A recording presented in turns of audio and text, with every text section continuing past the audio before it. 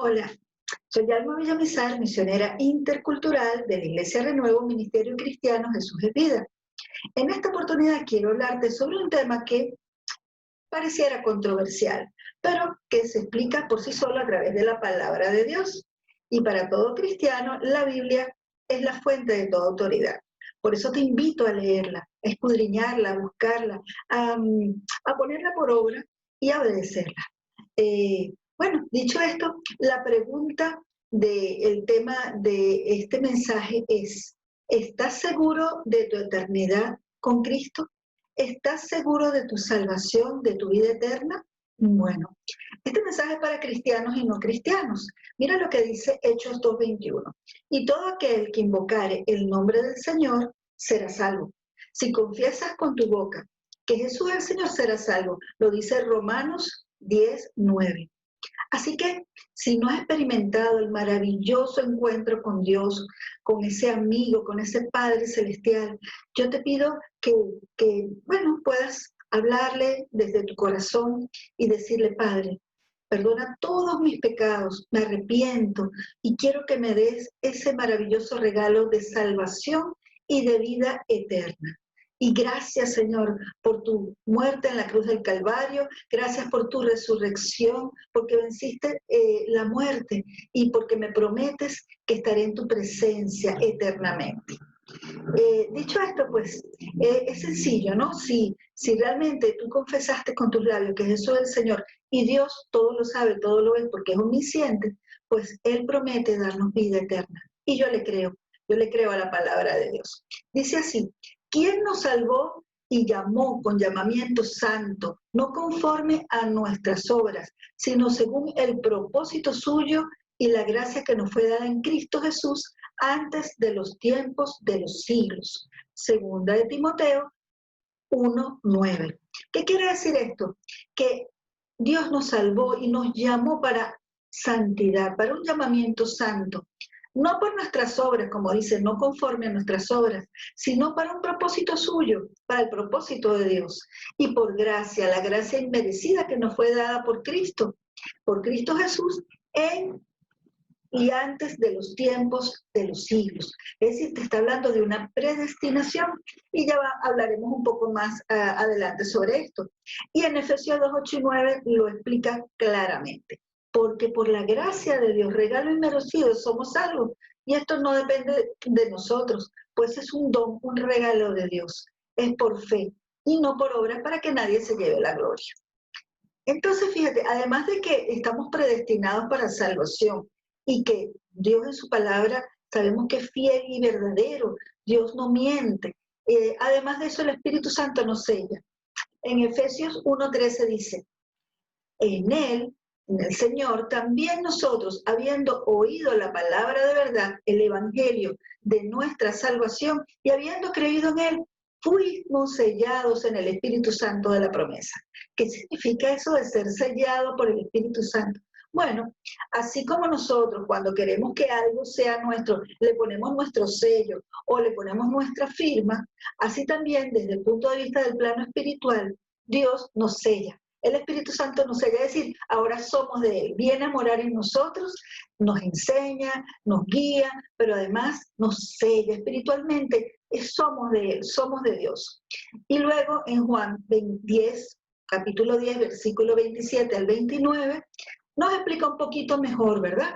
¿Qué pasa con nosotros? Dice, mis ovejas oyen mi voz y yo las conozco y me siguen y yo les doy vida eterna y no perecerán jamás. Esta vida eterna no es parcial, fíjate, les da vida eterna y no moriremos jamás, ni nadie las arrebatará de mi mano, dice el Señor. Mi Padre que me las dio es mayor que todos y nadie las puede arrebatar de las manos de mi Padre. Creo que eso explica claramente que le pertenecemos, que somos sellados, predestinados para Él, pero además de eso, nadie nos puede arrebatar de las manos del Padre. Quiero decirte que Dios nos dio libre albedrío, no nos hizo autómatas, no nos hizo robots, nos dio la potestad, el poder de decidir. Cristo murió en la cruz del Calvario, murió y resucitó para que con su sangre preciosa comprara a la humanidad, le diera la oportunidad de vida eterna. Pero depende de nosotros, si creemos, si nos arrepentimos. Entonces ahí accederemos a esa vida maravillosa y eterna. Vida abundante aquí en la tierra, según dice Juan 10:10, en su parte B. Y luego en Hebreos 10 dice, Dios nos ha consagrado porque Jesucristo hizo la voluntad de Dios al ofrecer su propio cuerpo en sacrificio una sola vez y para siempre. Es decir, el sacrificio es único y suficiente. Ya no hace falta más sacrificio. Así que sí, vendría la pregunta, ¿no? Si pecamos, ¿perdemos la vida eterna? ¿Será necesario que Jesús vuelva a morir y a resucitar y nos dé vida eterna otra vez? ¿O acaso no lo dice su palabra? Es suficiente. Él se dio una sola vez y para siempre. Ahora la pregunta es, ¿quién nos separará del amor de Cristo? La respuesta está en Romanos 8:35 al 39. ¿Quién nos separará del amor de Cristo? ¿Tribulación, angustia o persecución, o hambre, o desnudez, o peligro, o espada? Antes, en todas estas cosas somos más que vencedores por Cristo Jesús, Señor nuestro, ¿verdad? Entonces, somos más que vencedores por medio de aquel que nos amó.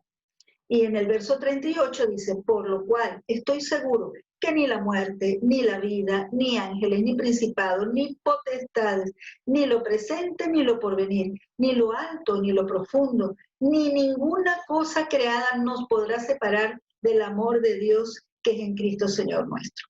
Entonces, no nos queda duda de que efectivamente en Cristo estamos seguros. Él pagó el precio para siempre, no parcial, lo pagó total. Y el otro detalle que quiero que podamos comprender es que somos predestinados para ser salvos. En Romanos 8:29 dice así, porque a los que antes conoció, también los predestinó para que fuesen hechos conformes a la imagen de su Hijo, para que Él sea el primogénito entre muchos hermanos. Qué hermoso, ¿verdad? Predestinados para ser hermanos de Cristo. Cristo, el primero, el primogénito.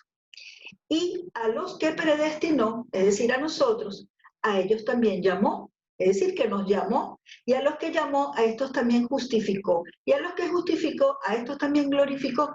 ¿Qué te quiere decir esto? Que hay un proceso, no es casualidad. En el Señor no hay casualidad. Él tiene con nosotros un plan, un propósito que viene desde la fundación del mundo. Nos predestinó y desde el vientre de nuestra madre nos apartó.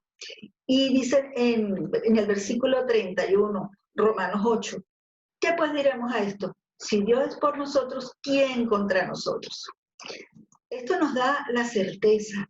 Dice, pero sin embargo la gente a veces pregunta, ¿pero qué pasa si pecamos? Estamos seguros que tuvimos nuevo nacimiento, pero ¿qué pasa si pecamos? Bueno, déjame decirte que vamos a pecar. Efectivamente, podemos pecar de lo que pensamos, de lo que decimos, de lo que hacemos y de lo que deberíamos hacer y no hicimos, que es el pecado de omisión. Porque la palabra de Dios dice que el que sabe hacer lo bueno y no lo hace, le es contado por pecado.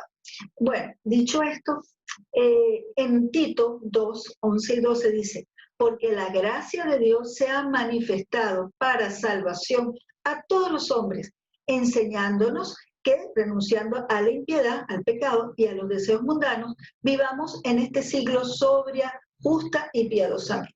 Bueno, este versículo recalca que la salvación efectivamente es por gracia y es para todos. ¿Y qué pasa si pecamos? Si ya Dios nos dio esa maravilla, ¿verdad? Bueno, en primera carta de Juan, capítulo 1, verso 7, en su parte B dice, y la sangre de su Hijo Jesús nos limpia de todo pecado. ¿Qué debemos hacer entonces? Todo cristiano debe vivir un proceso de santificación, de acercarse a Dios, lectura de la palabra, oración, no dejar de congregarnos como algunos tienen por costumbre, dice la Biblia.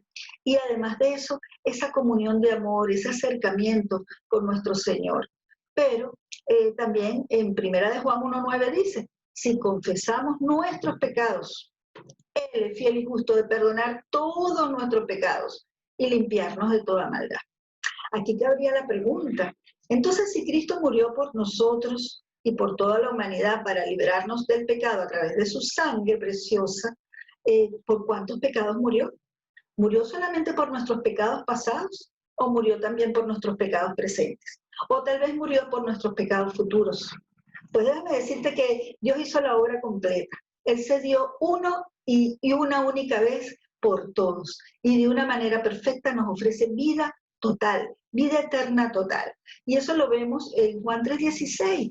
Si Juan 3:16 dijera, y de tal manera amó Dios al mundo, que ha dado a su único Hijo, para que todo aquel que en él cree no se pierda, mas tenga vida eterna, y además si peca, haga obras para poder cubrir sus pecados, sería otra cosa. Pero Dios fue muy claro, Él dio a su único Hijo, para que todo aquel que en él crea no se pierda, mas tenga una vida eterna total, total. Así que en primera de Juan 2:19 dice, esto explicando un poco por qué hay personas que efectivamente pecan reiteradamente y parece que burlaran a Cristo. Podemos ver el caso de Judas. Y fíjate lo que dice Juan, primera carta de Juan, capítulo 2:19. Salieron de nosotros, pero no eran de nosotros, porque si hubieran sido de nosotros, habrían permanecido con nosotros, pero salieron para que se manifestase que no todos son de nosotros. Ahí vemos entonces cómo efectivamente, ¿tú crees que Jesucristo no sabía que Judas lo iba a traicionar? Sí lo sabía. Dios conoce nuestros pecados presentes, futuros y pasados. Él nos conoce. Pero Él sabe también que si le aceptamos como único y suficiente Salvador, Él paga el precio de nuestros pecados. Y entramos entonces en un proceso maravilloso de santificación, de perfeccionamiento en el amado. Y en cuanto a Judas, pues lamentablemente no era de nosotros, no era del Señor. Y la otra forma de uno poderlo saber es por su fruto. La palabra dice que por sus frutos los conoceremos. Muchos van a estar diciendo Señor, Señor, pero el mismo Señor dice, no los conozco, no sé quiénes son. Por esto es interesante que podamos saber que Dios nos dice, guardaos de los falsos profetas, que vienen a nosotros con vestidos de ovejas, pero por dentro son lobos rapaces. Por sus frutos los conoceréis. Y cuando Cristo murió por nosotros, ¿verdad? Pagó el precio de la salvación, no una forma parcial o temporal, sino total. Si decimos que la salvación se pierde, entonces sería un regalo temporal, una gracia parcial, supeditado a nuestra fuerza de voluntad o deseo, a nuestras obras. Y déjame decirte que en toda la Biblia, del Génesis, Apocalipsis, los 66 libros, en ninguna parte dice que somos salvos por obras. Ninguna parte, totalmente, él repite una y otra vez que es por gracia de Dios, que es por fe y que es por el arrepentimiento genuino de nuestro corazón. En Santiago 1:6 dice, o capítulo 1, versículo 6 dice, pero que pida con fe, sin dudar, porque el que duda es semejante a la ola del mar, impulsada por el viento y echada de una parte a otra. No piense pues ese hombre que recibirá cosa alguna del Señor, siendo hombre de doble ánimo, inestable en todos sus caminos. Así que vamos a ser firmes. Dios es claro y es fiel. Él dice que Él se dio el justo por los injustos. Entonces el Señor nos conoce, Él sabe. Y fíjate, podríamos visualizar la siguiente ecuación. La gracia más mis obras, ¿sería igual a salvación? No, definitivamente no. Dios nos predestinó, nos llamó, nos salvó, nos selló con el Espíritu Santo, nos justificó, nos glorificó y nos santificó. Dios ofrece gracia total, no temporal ni parcial. La vida eterna no está condicionada a nuestras obras para poder recuperarla si una vez que pequemos. Entonces, nuestra naturaleza humana nos indica que vamos a seguir pecando, pero que al igual que un cerdito, te cuento esta imagen, ¿no? Un cernito se goza en el barro, se regodea, se revuelca y está feliz, porque esa es su naturaleza. Pero nosotros después que hemos creído y hemos sido transformados por Cristo, ya ha cambiado nuestra naturaleza, ya no estamos esclavizados al pecado. Y dice la palabra de Dios que Él no nos dará prueba mayor que la que podamos resistir. Dios no tienta a nadie. ¿Qué debemos hacer? Fortalecernos en Él. Y en Filipenses 1:6 dice, estando convencido precisamente de esto, en el que comenzó en vosotros la buena obra, la perfeccionará hasta el día de Jesucristo. Así que confiamos en nuestro Dios que nos está perfeccionando, que nos está probando, que nos está moldeando para hacernos precisamente a su imagen y semejanza. Lo que es imposible para nosotros es posible para Dios. La salvación no es reversible. La salvación no depende de mis obras, ni yo la puedo ganar por mis propios méritos. No tenemos licencia para pecar, obviamente. Pablo lo decía, cuidemos nuestra salvación con temor y temblor.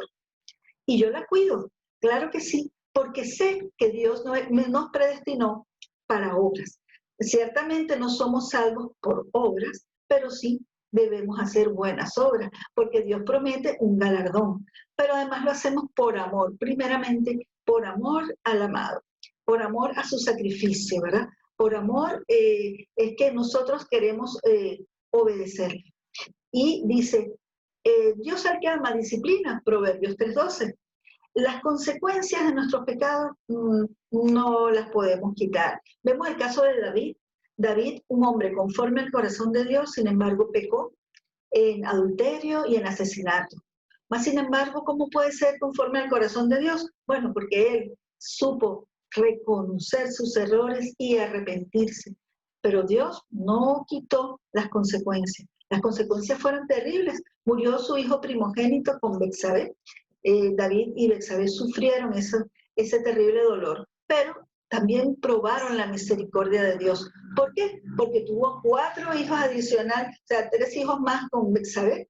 Y además de eso, por David viene el linaje de nuestro Señor Jesucristo, la herencia de Jesús. Además fue bendecido grandemente, con larga vida y con su hijo Salomón, que efectivamente fue el hombre más sabio del mundo, pero además el que pudo construir el templo a Dios, como quería David. Así que confiemos en este Dios maravilloso que nos promete salvación total y que nos promete guiarnos en el proceso. Bueno, finalmente, si no has tenido nuevo nacimiento, ríndete a tu Señor y dile de corazón, perdona mis pecados, hazme la persona que tú quieres que yo sea. Y gracias por el regalo maravilloso de salvación y vida eterna, por trascender esto que somos y poder estar en tu presencia para siempre. Si ya tienes vida eterna y pecaste, simplemente arrepiéntete.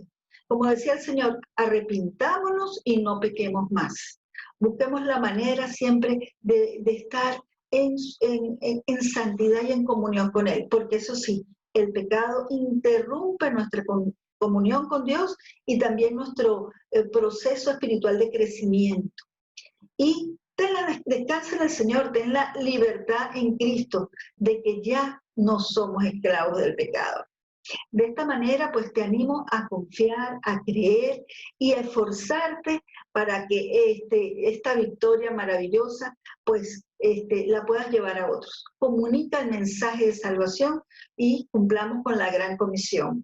Ir y hacer discípulos a todas las naciones, enseñándoles todas estas cosas que el Señor nos dejó, nos mandó a través de su palabra, bautizándoles en el nombre del Padre, del Hijo y del Espíritu Santo, y tendremos esa promesa, que Jesús estará con nosotros todos los días hasta el fin del mundo.